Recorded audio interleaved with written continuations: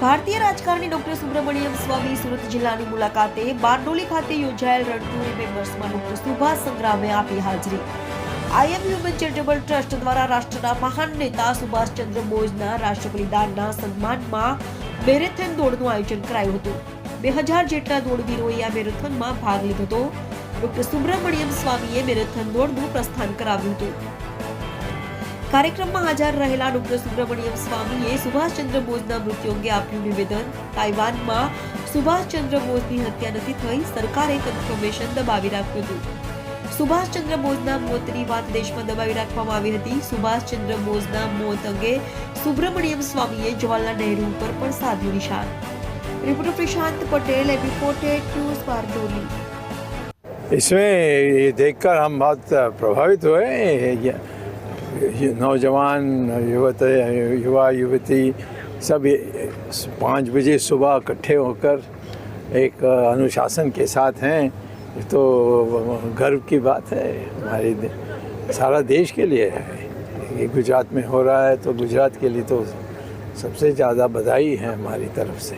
सुभाष चंद्र बोस के बारे में क्या बोलेंगे? सुभाष चंद्र बोस का तो अब सच्चा आना चाहिए। वो ताइवान में उनकी हत्या नहीं हुई, वहीं नहीं वहाँ मरे नहीं, और इसका कंफर्मेशन जो अभी तक दबा के रखा था हमारी सरकार, जो भी आए हैं उस समय से,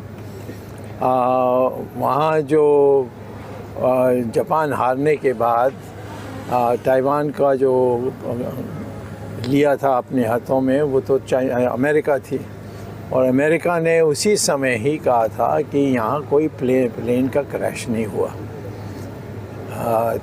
और इसीलिए सुभाष चंद्र बोस या कोई भी और हो, किसी के यहाँ मृत्यु नहीं हुई। उसको हमारे देश में दबाया गया था, लोगों को बताया नहीं गया था, ये भी नहीं बताया गया। और यद्यपि खोसला कमीशन के कहीं दबा करके इसको लिखा गया और फिर उसको डिसमिस भी किया गया था, उसमें है कि जो जवाहरलाल नेहरू का प्राइवेट सेक्रेटरी हैं उसने बयान दिया है जो छपकर उसमें है, और उसकी प्रचार नहीं हुई, कि मुझे जवाहरलाल नेहरू ने 1945 में 1945 में रात को बुलाया था, और वहाँ जब मैं रात को पहुँचा तो कहा कि एक टाइपिंग करो।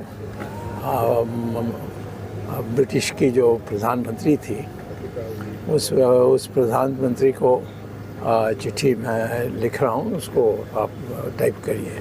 उसमें ये है कि स्टालिन ने मुझे एक चिट्ठी भेजी है कि सुभाष चंद्र बोस अभी भी जिंदा है और उनके कब्जे में है, और इसके बारे क्या करना है। तो हम दोनों मिल करके इस पर तय करनी चाहिए।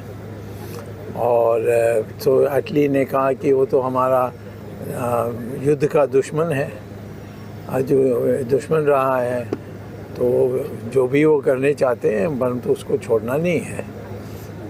तो जवाहरलाल नेहरू इसका पुष्टि करके दोनों ने स्टालिन को बताया कि इनका अंत करो।